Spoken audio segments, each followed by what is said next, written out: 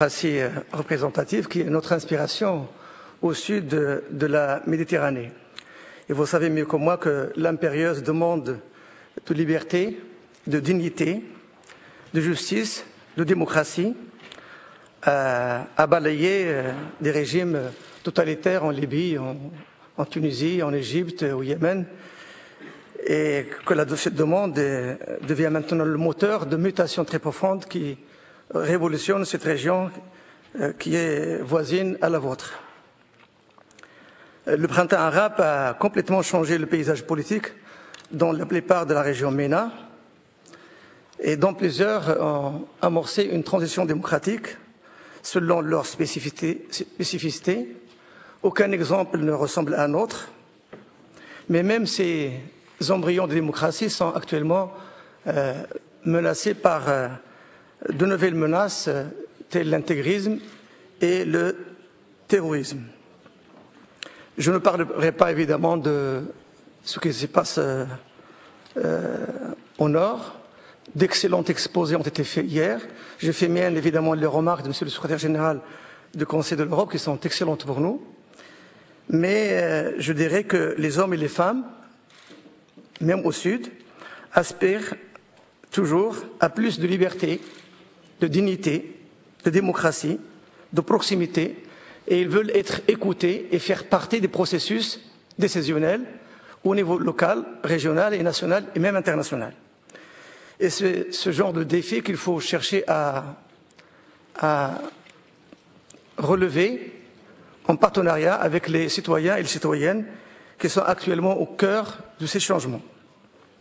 Et dans ce cadre, de nouveaux mécanismes sont nécessaires pour élargir la participation des citoyens et citoyennes, corriger les distorsions de la démocratie représentative, assurer une meilleure conformité des lois avec la volonté générale, fonder une nouvelle légitimité et réactiver les circuits d'intermédiation qui semblent aujourd'hui grippés.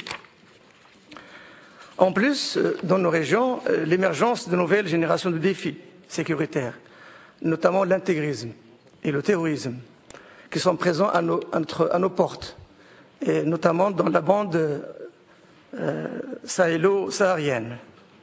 Et c'est la plus grande menace et de la liberté et de la démocratie. Vous savez certainement que la bande sahélienne qui va de Niamey à l'Atlantique est actuellement occupée par une mouvance de mouvements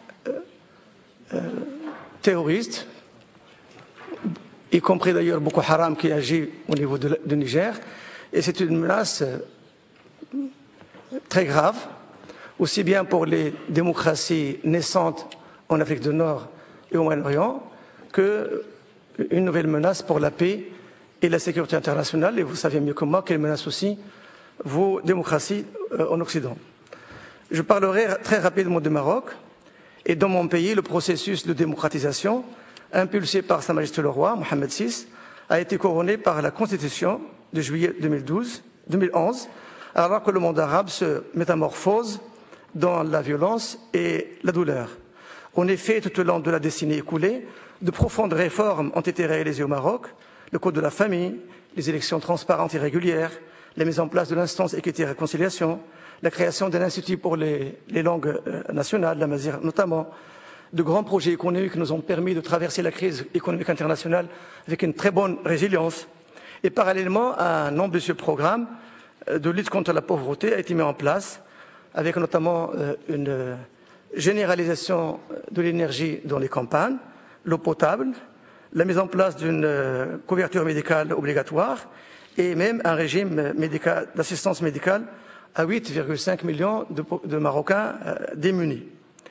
Et même nous avons aussi entamé une transition écologique avec la mise en place d'un programme et non pas un projet d'énergie propre de 9 milliards de dollars, solaire et éolienne, et qui est déjà entamé. Monsieur le Président, la nouvelle Constitution amorce un virage vers plutôt une démocratie participative. Et la nouvelle Constitution introduit pour la première fois l'expression d'association de la société civile et pose le principe de la contribution des ONG en matière d'élaboration, de mise en œuvre d'évaluation des politiques publiques. Et les citoyens ont maintenant le droit d'intervenir dans tous ces problèmes.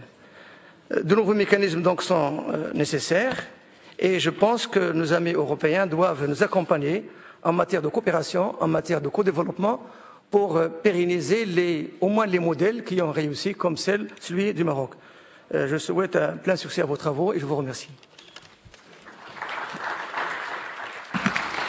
Thank you very much, Merci Mr. beaucoup, Biadillah. Monsieur Biadillah. Nous donnons maintenant la parole à Monsieur